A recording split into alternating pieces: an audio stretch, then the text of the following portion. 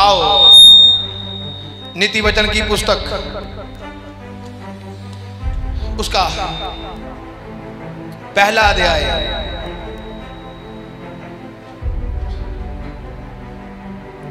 उसकी 23 नंबर आयत को पढ़ते हैं। कहता, तुम मेरी डांट सुनकर मन फिराओ, सुनो मैं अपनी आत्मा तुम्हारे लिए उड़ेल दूंगी, मैं तुमको अपने वचन बताऊंगी।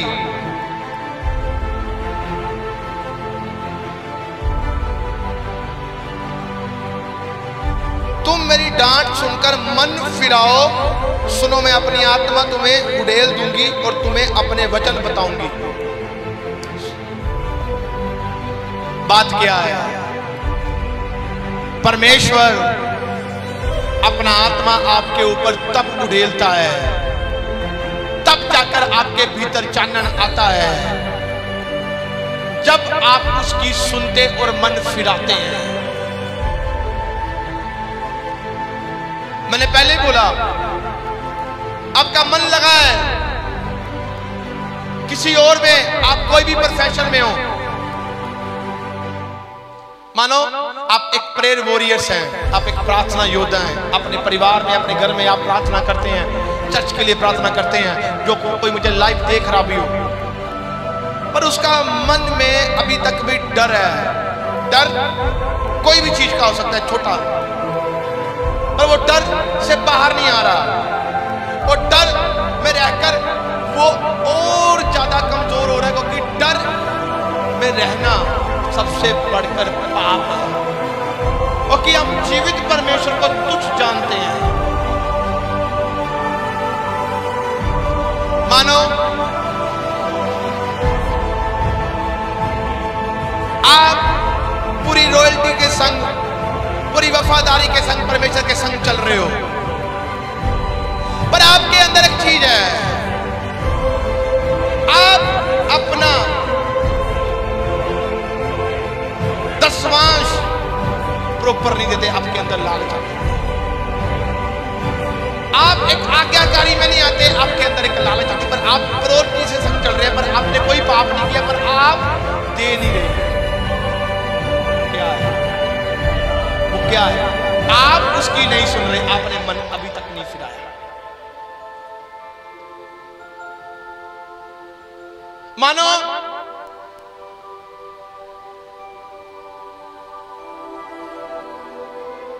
आप कोई भी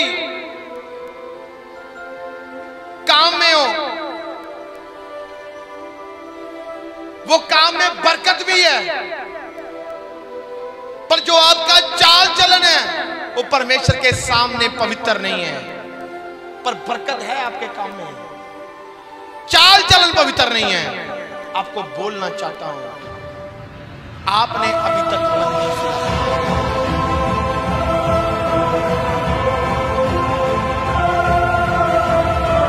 आपके बच्चे, आप घरों में प्रार्थना कर रहे हो, आपके बच्चे अब भी नशे में हैं। कोई कहता है मैं छोटी ड्रिंक कर रहा हूं, कोई कहता है कि मैं छोड़ दूंगा, प्रभु मुझे छुड़ा दे। मैं छोड़ना चाहता हूं, पर आज भी वो नशा कर रहे, आज भी कुछ बहने हैं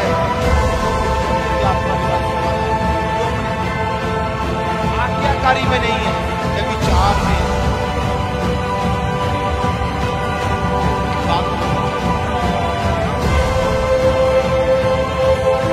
आप उसे ऐसा ना समझना।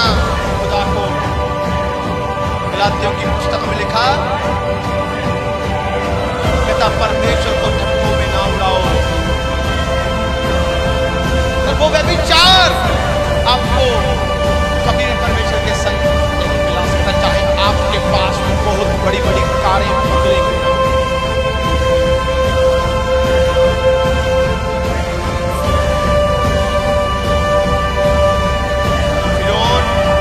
सब कुछ जीता, पर वो कहता कि मैं इजरायली कौम को खत्म करूंगा जिसको खुदा ने बचाया था, पर वो हार गया और मर गया। राजा फिरौन, उसकी एक इंटरनेट में ना सर्च करना, उसे खुदा ने कहा था कहता तेरी लाश जो है ना, कीड़े मकोड़े भी नहीं खाएंगे, ये मांस जो है ना ये बढ़ता जाएगा। आज भी उसकी लाश है और वो एक स्ट्रक्चर पर उसका मांस बढ़ता रहता है। आप चेक करना इंटरनेट, मेरे पास वो पिक्स भी है।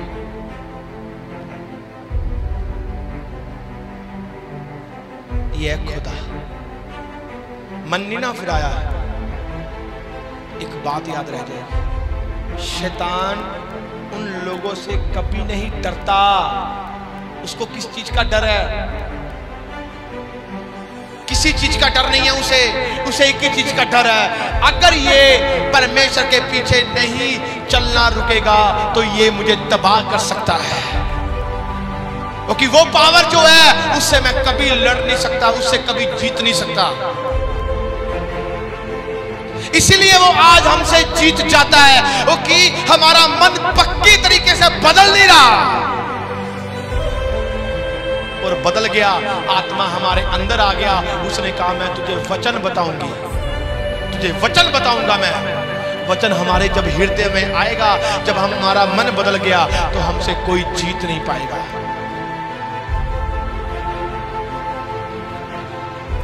आज हर एक जन अपने घरों में शांति देखना चाहता है। आज हर एक जन अपने घरों में छुटकारा देखना चाहता है। आज हर एक परिवार बरकत चाहता है। आज हर एक परिवार चाहता है कि मेरे पास ये हो। मैं आपको बोलना चाहता हूँ, ये सब कुछ होने के बावजूद भी अगर खुदा नहीं होगा तो आप क्या करोगे इस दुनिया में?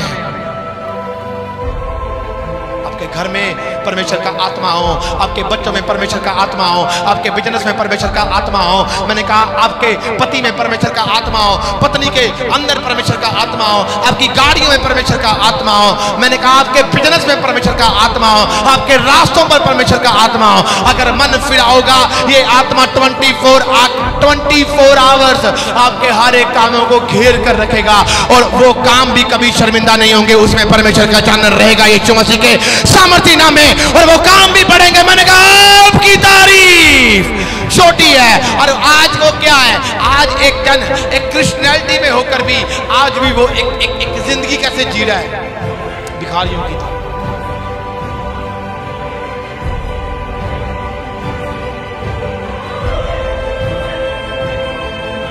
वचन उनको याद है, बाइबल स्टडी भी याद है, पर लाइफ में कोई तरक्की नहीं। लिखा 29 आयत में इसकी एक की कहता, क्योंकि उन्होंने ज्ञान से प्यार किया, यहोवा का भय मानना उनको ना भाया। उन्होंने मेरी सम्मति ना चाही, वरन मेरी सब ताड़नाओं को तुच्छ जाना। इसीलिए मैं अपनी करनी का फल आप भोगेंगे और अपनी युक्तियों के फल से अदा जाएंगे और फंस जाएंगे। जिन्होंने यहोवा की चाल चलन को अपने जीवन में ना लिया, जिन्होंने उसकी आज्ञा को ना माना, जिन्होंने उसकी ना सुनी, कहता वो अपनी युक्तियों में खुद फंस जाएंगे। जो प्लानिंग बनाएंगे खुद फंस जाएंगे बाहर। मानो आपने सोचा कि आज मेरे पास इतना धन है, मेरे पास रुपया 5 लाख है और मैं अपने घर में थोड़ा इन्वेस्ट करूंगा, ये 5 लाख आपकी सोच आई। आपने एक युक्ति बनाई, आपने कहा मैंने अपने लड़की की शादी करनी है, मेरे पास इतना बजट है, मैं इसको आगे लेकर जाऊंगा और करूंगा। और आपका मन जो है परमेश्वर के संग, प्रायोरिटी के संग क्या है कि बदला नहीं है। आप कोई भी काम करोगे सफल नहीं हो पाओगे, क्योंकि आप फंस जाओगे, क्योंकि आपके अंदर परमेश्वर का आत्मा है। और अगर किसी के अंदर परमेश्वर का आत्मा है और वो आत्मा आपके पास है, वो आत्मा आपको समझा रहा है, आपके पास 5 रुपये 10 रुपये क्यों ना हो, आपके पास आप एक जॉब करने वाले व्यक्ति क्यों ना, 7-8 हज़ार कमाने वाले व्यक्ति क्यों ना हो, मैं आपको बोलना चाहता हूँ वो आत्मा उस 7-8 हज़ार में भी इतनी बरकत दे देगा, हर एक काम को सफल करवाएगा। वो यीशु मसीह के सामर्थ्य नाम में। मैंने कहा आपकी तारीफ छोटी है। आज जब बंदा बीमार पड़ता है ना तो उसकी घंटी बजती है। अगर आज एक बंदा परेशानी में आता है ना तो वो दिक्कत में आ जाता है। एक इंसान का घमंड पता क्या है? वो है उसका शरीर। जब शरीर में रोग आता है तो वो क्या होता है? वो गिर जाता है, उसका घमंड खत्म, उसका घमंड खत्म। और इस शरीर में अगर परमेश्वर का आत्मा है तो ये घमंड किसका करेगा? ये परमेश्वर का करेगा। इसलिए जो प्लानिंग आप करते, कई बार कहते प्रभु जी मैंने ये सोचा था पर हुआ नहीं, मैंने ये करना चाहा पर हुआ नहीं, मैंने सोचा कि मेरा बिजनेस ऐसे चले पर ये हुआ नहीं, मैंने सोचा कि मैं जॉब कर रहा हूं, मैं ऐसे करूंगा, मैं ऐसे करूंगा, पर हुआ नहीं। क्यों नहीं हुआ? मन अभी तक फिरा नहीं। मैं चाहती हूं कि मेरे बच्चे, मेरा परिवार, मेरा घर ऐसे दिखे मुझे, पर ये हुआ नहीं। कोई कहेगा कि मैं ये चाहता हूं कि हुआ नहीं। क्यों नहीं हो रहा अभी तक? क्यों नहीं? वाई? क्योंकि आपने किया नहीं है।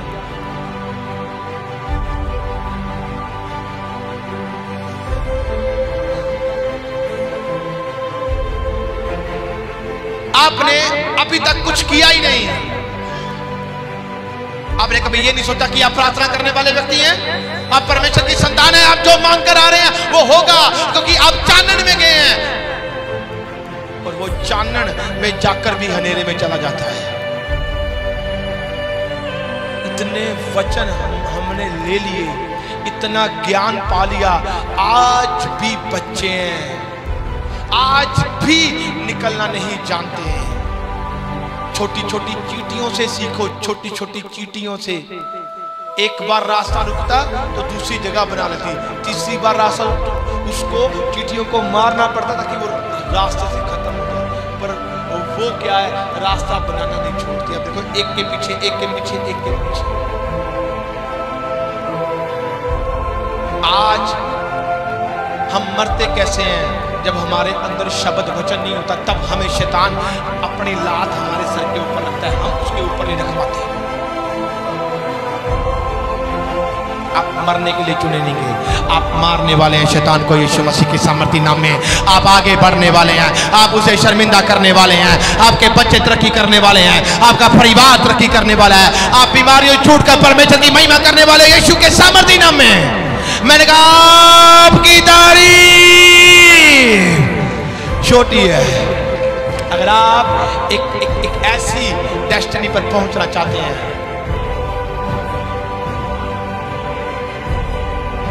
आओ मत्ती की अंजील उसकी 14 आयत में लिखा, उसकी 13 में लिखा, कहता जब यीशु ने ये सुना तो ये नाव पर चढ़कर वहां से किसी सुनसान जगह को एकांत में चला गया, और लोग ये सुनकर कि नगर में पैदल उसके पीछे हो लिए। उसने निकलकर एक बड़ी भीड़ देखी और उन पर तरस खाया। परमेश्वर ने तरस खाया और उनके बीमारों को चंगा किया। जब सांझ हुई तो उसके चेलों ने उसके पास आकर कहा, ये सुनसान जगह है और देर हो रही है, लोगों को विदा किया जाए कि वह बस्तियों में जाकर अपने लिए भोजन मोल ले। पर यीशु ने उनसे कहा, उनका जाना आवश्यक नहीं, तुम ही इन्हें खाने को दो। उन्होंने उससे कहा, ये हमारे पास 5 रोटियां 2 मछलियों को छोड़ और कुछ नहीं। उसने कहा, उनको यहाँ मेरे पास ले आओ। तब उसने लोग के गाछ पर बैठाने को कहा और उन 5 रोटियों को 2 मछलियों को लिया और स्वर्ग की ओर देखकर धन्यवाद किया, रोटियां तोड़कर चेलों को दी और चेलों ने लोगों को आगे बांटनी शुरू की। पहले स्वर्ग में उस रोटियों को 5 रोटी और 2 मछलियां क्या किया उसने? स्वर्ग में ऐसे ऐसे उठाई और प्रार्थना की, धरती पर खोल रहा था, पिता ये बरकत आज इतने जन जो आए भूखे ना जाए। अगर वो खुदा था तो वो कह सकता था इनके पेट अपनी के लिए भर के उसी टाइम रोटी खाने की जरूरत है, पर वो खुदा था, पर खुदा का रुतबा छोड़कर मनुष्य बनकर ताकि पाए कि आपको कैसे प्रार्थना करनी है, आपको कैसे परमेश्वर से लेना है, आपको कैसे उन चीजों को पाना है। उसने प्रार्थना की और चेलों को दी और लोगों को कहा बैठ जाओ, और रोटी तोड़ तोड़ कर देने लग गए। लिखा 5000 लोगों ने भी उन रोटियों से खाना खाया और 12 टोकरियां और भी भरी रह गई यीशु मसीह के सामर्थी नाम में।